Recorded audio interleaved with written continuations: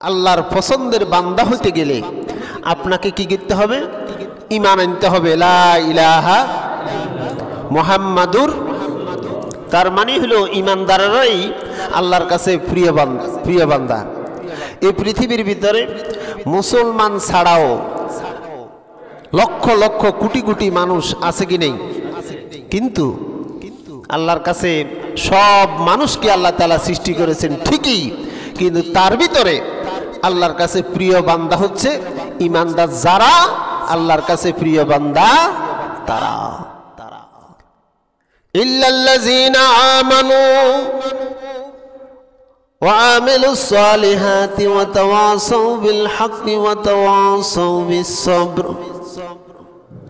যারা ঈমান এনেছেন এবং যারা ঈমান আনার পরে আমলে সালেহা করে।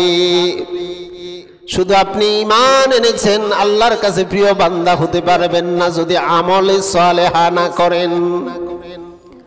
শুধু আপনি মুখে বলেছেন লা ইলাহা ইল্লাল্লাহ, কিন্তু বাস্তব জীবনে লা ইলাহা ইল্লাল্লাহর উপরে আপনি ইস্তেকামাল ঠিক রেখে চলতে পারেন না। মুসলমান দাবি করেন কিন্তু মুসলমানের রুকনিয়ত হিসেবে আপনি চলেন না। মুসলমান দাবি করেন কিন্তু মুসলমানের কাঠামোগুলো আপনার কাছে ভালো লাগে না। মুসলমান দাবি করেন আপনার কাছে মসজিদ ভালো লাগে না, মাদ্রাসা ভালো লাগে না। মুসলমান দাবি করেন আপনার কাছে আল্লাহু আকবার ভালো লাগে না। মুসলমান দাবি করেন আপনার কাছে আপনার ঠোঁটের ভিতরে, জিহ্বার ভিতরে, আপনার অন্তরের ভিতরে আল্লাহর নামটা, আল্লাহর জিকির জায়গা পায় না। আপনি ঈমানদার দাবি করেন, আপনি ফজরের সময় মসজিদে আজান হয় কিন্তু ঘুমের মায়া আপনি ছাড়তে পারেন না। আল্লাহ তাআলা বলছেন তারা আল্লাহর প্রিয় বান্দা হতে পারে না। আল্লাহর প্রিয় বান্দা হচ্ছে তারা ঈমান আনার পরে আমলে সালেহা করে যারা। একটা হচ্ছে আমল, আরেকটা হচ্ছে আমলে সালেহা। একটা ভিক্ষুক আপনার কাছে এসেছে, আপনি সাধ্য অনুসারে তাকে কিছু সাহায্য করলেন, এটা আমল। রাস্তা মেরামত করলেন, আপনার তৌফিক আছে, মানুষ চলতে ফিরতে পারে না, কিছু মাটি আপনি সেখানে ভরাট করে দিলেন, এটা আমল, ভালো কাজ। আপনার চোখের সামনে একটা কাঁটা পড়ে আছে যেটা মানুষের শরীরে বিঁধতে পারে, মানুষ কষ্ট পেতে পারে, আপনি চোখে দেখেছেন, সরিয়ে দিলেন, এটা আমল।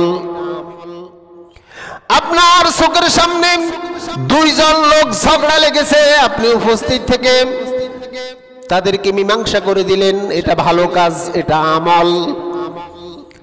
আপনি দেশ ও জাতির কল্যাণে ভালো একটা কাজ করেছেন, এটা আমল, ভালো কাজ। কিন্তু আল্লাহ বলতেছেন শুধু এই ভালো কাজগুলোর মধ্য দিয়ে আল্লাহর প্রিয় বান্দা হওয়া যাবে না। আল্লাহর প্রিয় বান্দা হচ্ছে তারা আমলে সালেহা করে যারা।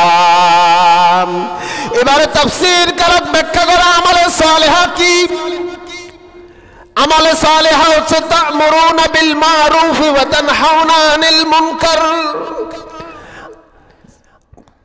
আমলে সালেহা হচ্ছে আপনি যেখানে দেখবেন আল্লাহ বিদ্বেষী কাজ চলে, যেখানে দেখবেন আল্লাহর সঙ্গে অংশীদার স্থাপনত্ব কোনো শিরক চলতেছে, যেখানে দেখতেছেন মদের আড্ডা চলতেছে, যেখানে দেখতেছেন ইসলাম বিদ্বেষী কথাবার্তা চলছে, যেখানে দেখবেন যৌতুকের কারবার চলছে, যেখানে দেখবেন সুদের কারবার চলছে, যেখানে দেখবেন ভয়ঙ্কর সমাজ ক্ষতিগ্রস্ত হতে পারে এরকম অন্যায় অপরাধ চলছে, আপনি সেখানে প্রতিরোধ করার নাম হচ্ছে আমলে সালেহা।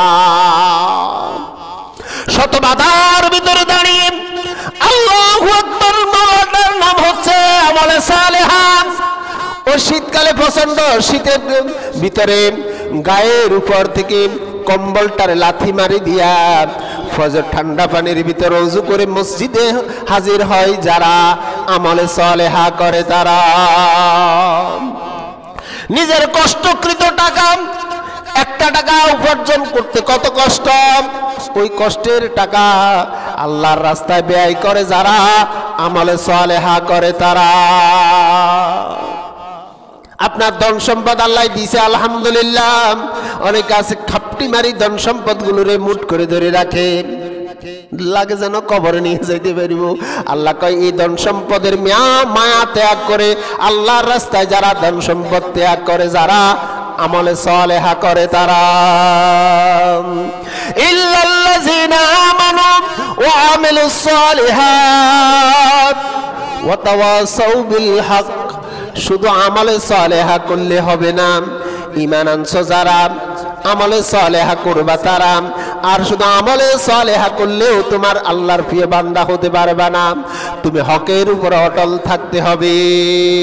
যত বাধা, যত কষ্ট, যত মুসিবত, যত বিপদ, যত রকমের ভয়ভীতি আসুক না তোমার জীবনে, হকের পথ থেকে এক চুল পরিমাণ তুমি পিছপা হওয়া যাবে না। যদি হকের উপরে তুমি অটল থাকতে পারো, তুমি আল্লাহর প্রিয় বান্দা হইয়া কবরে যাবে। সুবহানাল্লাহ। হযরত বেলাল রাদিয়াল্লাহু তাআলা আনহুকে উমাইয়া একমাত্র আল্লাহর নামের তাওহীদের ঘোষণা দেওয়ার কারণে মরুভূমির ভিতরে বেলালের সমস্ত শরীরের কাপড়গুলো খুলে ফেললেন। উত্তপ্ত বালুর ভিতরে হযরতে বেলালকে শোয়াইয়া বুকের উপরে বড় একটা পাথর উঠাই দিলেন, সূর্যের মুখামুখি করে বেলালকে শোয়াইয়া রাখলেন। বেলাল মরুভূমির ভিতরে হাত বাঁধা পাও বাঁধা লড়াছড়াও করতে পারে না, বুকের উপরে বড় একটা পাথর। হযরতে বেলাল আকাশের দিকে তাকায়, দুই চোখের কোনা বেয়ে বেয়ে পানি যাচ্ছে, আর জিহ্বার ভিতরে শুধু বলতেছে আল্লাহ আল্লাহ আল্লাহ আল্লাহ আল্লাহ। উমাইয়া কিছুক্ষণ পরে এসে বেলালের করুণ দৃশ্য দেখবে বলে আসে।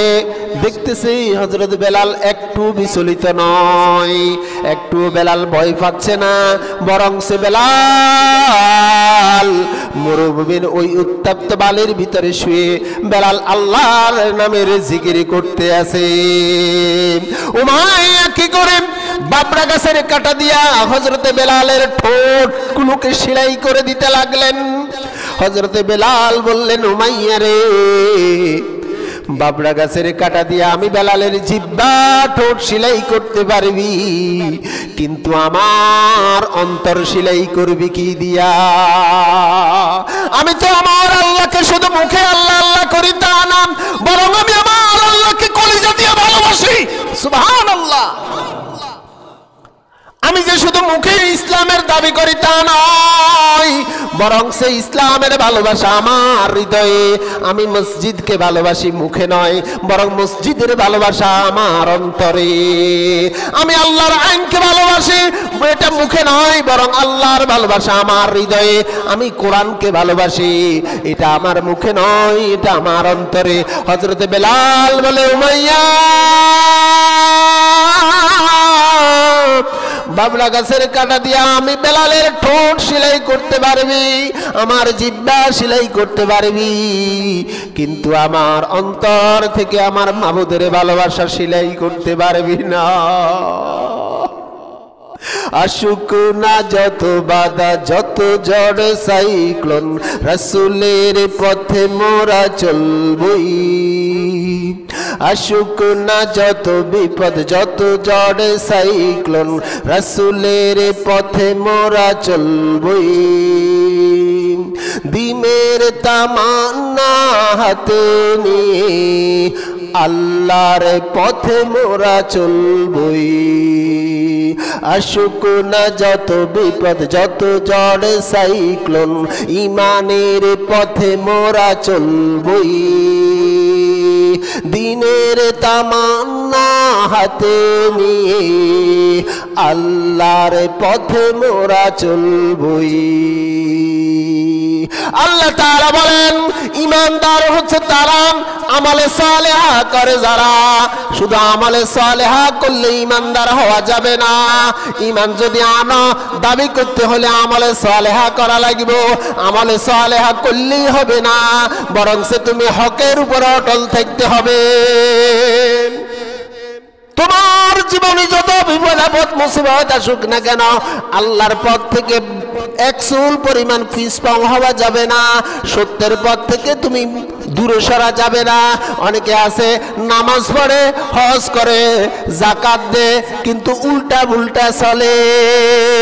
যদি নামাজ পড়ার পরে নিজের ভিতরে যদি পরিবর্তন না আসে, নামাজ পড়ার পরে যদি নিজের তাকওয়া পরিবর্তন না হয়, নামাজ পড়ার পরে যদি সুদের কারবারের সঙ্গে থাকে, নামাজ পড়ার পরে যদি জানার লগে জড়িত থাকে, নামাজ পড়ার পরেও যদি মিথ্যা কথার সঙ্গে থাকে, নামাজ পড়ার পরেও যদি খারাপের সঙ্গে থাকে, নামাজ পড়ার পরেও যদি আপনার যৌতুকের সঙ্গে থাকে, নামাজ পড়ার পরেও যদি ভাইয়ের হক নষ্ট করে, নামাজ পড়ার পরেও যদি বোনের সম্পদ নষ্ট করে, বুঝতে হবে এটা 1 নম্বরে নামাজি নয়, এটা 14 নম্বর নামাজি।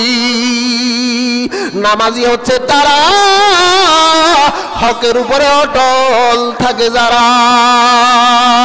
ইল্লাল্লাযীনা আমানু ওয়া আমিলুস সালিহাতি ওয়া তাওয়াসাউ বিল হক ওয়া তাওয়াসাউ বিস সবর। আর যারা হকের উপরে থাকব, এই আল্লাহ তাআলা চাইতে বড় হিকমতওয়ালা কে আছে আল্লাহ নিজেও জানে। হকের উপরে থাকলে পরে শত্রু আসতে পারে। আপনি হকের ভিতরে থাকলে ঘরের ভিতরেও স্বামী 1 নম্বর স্বামী হওয়া যায় না। আপনি আপনার স্ত্রীকে বলেন বেপরদা হইয়া নারী, বেপরদা হইয়া তুমি বাজারে যাইবে না, মার্কেটে যাইবে না, ফিটফাট বোরকা পরবে না, দেওয়ারের লগে দেখা দিবে না, অন্য বেগানা নারীর লগে হাসি ঠাট্টা দিয়া কথা বলবে না। নারী তুমি যত সাজসজ্জা করবে স্বামীর সামনে, নারী সাজসজ্জা করবো কার সামনে? স্বামীর কামরার সামনে, স্বামীর সামনে যত আইব্রু আছে, লিপস্টিক আছে, ঠোঁট পালিশ আছে, নখ পালিশ আছে, আইলানা আছে, মাস্কারা আছে, যা আছে হাওলাত করিয়া নিয়ে হইল লাগাইবে স্বামীর রুমে। কিন্তু আশ্চর্যের ব্যাপার, আমাদের দেশের নারীরা স্বামীর সামনে সাজে না, দেবরের সামনে গেলে বুকে কাপড় থাকে না।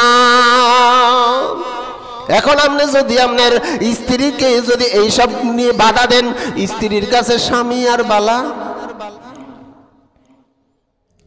তোর মতন আদিকালে বেড়ানি জমানা কেনে চলে তুই চোখ দাও না, অতওগা কেনে চলে তুই দাও না। মানে হক কথা বলতে গেলেই শয়তানি চক্রান্ত তোমার পিছনে লাগবে। এই জন্য আল্লাহ তাআলা বলতেছেন হক কথা বলতে গেলে আপন ছেলে মেয়ে, আপনি যখন ঘরের ভিতরে বৌমাকে ডাক দিবেন, বৌমা এত রাত্রে ফোন করার দরকার নাই, এত রাত্রে কথা বলার দরকার নাই, সকালে ভোরবেলা উঠে যাইতে হবে। ফজরের সময় বোর রুমে গিয়ে বৌমা গো মা গো মা উঠো উঠো, মসজিদে আজান দিছে মা নামাজটা পড়ো। তখন দেখা যাবে কি বৌমা এবার আপনারা কিছু না কই বিদেশে ফোন দিব, তোর আব্বার কারণে হারানে ছুটকি এলে ঘুম যাইতে মারি না, ভোরবেলায় কেনা ঘুমে ধরে, তোর আব্বাল্লায় ঘুমও যেতে মারি না, হয়তো তোর আব্বারে রাখো না আমারে রাখো, কি করিবা করো। তার মানে হলো হক কথা করলে তুমি ঘরেও আব্বা ঠিক জায়গায় থাকতে পারো না। এবারে বিদেশ টন টন টন টন টন করে ফোন আইয়ে মার কাছে কি আগো হেতনে ঘরে গা হেতনে ঘরে ধরে রেখেছেন কা তবলিকে আড়াই দেন। হ্যাঁ, আল্লাহ চাইতে বড় হিকমতওয়ালা কে আছে? আল্লাহ কা হকের পথে থাকলে মুসিবত আসতে পারবে, তবে মুসিবতে হাই উদাস না হইয়া ভেঙে না হইয়া সফর ধরে যারা আল্লাহর পছন্দের বান্দা হচ্ছে তারা। বিপদ আসুক মুসিবত আসুক যা আসুক না কেন ভেঙে না পড়ে সফর ধরে যারা আল্লাহর কাছে প্রিয় বান্দা হচ্ছে তারা। ইব্রাহিম আলাইহিস সালামকে নমরুদ আগুনে ফেলাইছে, ইব্রাহিম আলাইহিস সালাম হতাশ হন নাই, বরং সে আল্লাহর কাছে দোয়া করে, আল্লাহ আমি তোমার ইব্রাহিম এই আগুনে জ্বললে তুমি যদি খুশি হও, একবার আর দুইবার নয়, আমি ইব্রাহিম 1000 বার জ্বলতে রাজি আছি। ইব্রাহিম আলাইহিস সালাম হতাশ হন নাই, নৈরাশ হন নাই, এটা হয়তো আমার আল্লাহর ইচ্ছা। জিবরাইল আলাইহিস সালাম আসি কয়, ও আল্লাহর পয়গম্বর আপনি আমার কাছে সাহায্য চান? বলে কি লাই? বলে আপনি যদি সাহায্য চান আগুনের ফিড়ি ঠান্ডা বানাই দিব। কয় ইব্রাহিম আলাইহিস সালাম উত্তর দেন, কয় আমি তো হতাশ নয় নৈরাশ নয়, আমার বানাইছে যে আল্লাহ, আগুনের বানাইছে সে, আগুন সৃষ্টি করছে কে? কে বানাইছে? আর আমারও কে বানাইছে? তা আমার আল্লাহ যদি চায় আমি ইব্রাহিম তার ইব্রাহিম ইব্রাহিম নবীদের কথা লজিক কত ডেঞ্জারাস। আল্লাহ যদি চায় আগুনের সৃষ্টি আগুনের রব হচ্ছেন আল্লাহ আর আমার রব হচ্ছেন আল্লাহ। আমার আল্লাহ যদি চায় তার ইব্রাহিম, ইব্রাহিম কার? দেখছেন কথা লজিক কি? তার ইব্রাহিম আগুনে জ্বলক, তো আমি ইব্রাহিম একবার আর দুইবার না হাজার বার জ্বললেও কোনো আফসোস। এবারে সাথে সাথে আল্লাহ তাআলা আগুনের উপরে নোটিশ জারি করে দিলেন, কুল্লা ইয়ানারু কুনি বারদাও ওয়া সালামান আলা ইব্রাহিম। হে আগুন সাবধান, আমার ইব্রাহিমের একটা প্রশম জ্বালাইতে পারবে না, আমার ইব্রাহিমকে তুমি স্পর্শ করতে পারবে না। তার মানে হলো ইব্রাহিম আলাইহিস সালাম হতাশ ছিলেন না। হযরতে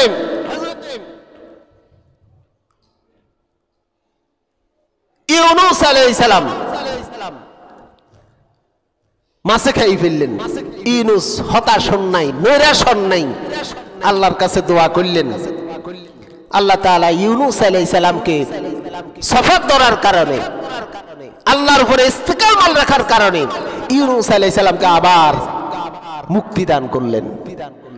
এই যুগে যুগে যত আপনার উপরে ঝড় আসুক, মুসিবত আসুক, আপনি ওই মুসিবতে হাই হুতাশ না করেন সফর যদি ধরতে পারেন, ইস্তেকামত যদি ঠিক রাখতে পারেন, দেখবেন দিন শেষে এখন দিন হয়েছে যেরকম সত্য, দিনের পরে রাত হবে সেটাও, আবার রাত্র গুণবিত হয়েছে এইটা যেরকম সত্য, সকালের সূর্য আবার উদিত হবে সেটাও সত্য।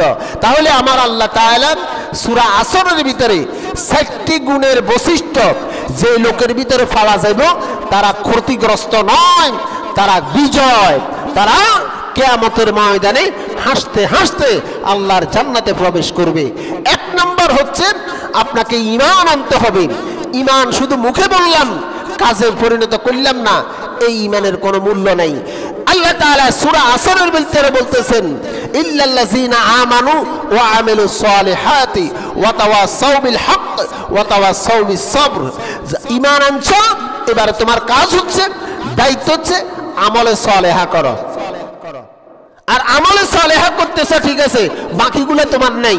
আমলে সালেহা করো ওয়া তাওয়াসাউ বিল হক, এবং সর্বদা সত্যের উপরে থাকো, সত্যের উপরে থাকো, হকের উপরে থাকো, হালাল রিজিক খাও, হারাম থেকে দূরে থাকো, তাহলে তোমার জীবন সার্থক, তুমি ক্ষতিগ্রস্ত নয়, তুমি কিয়ামতের ময়দানে আল্লাহর প্রিয় বান্দাদের কাতারে শামিল হয়ে আল্লাহর জান্নাতে প্রবেশ করবে।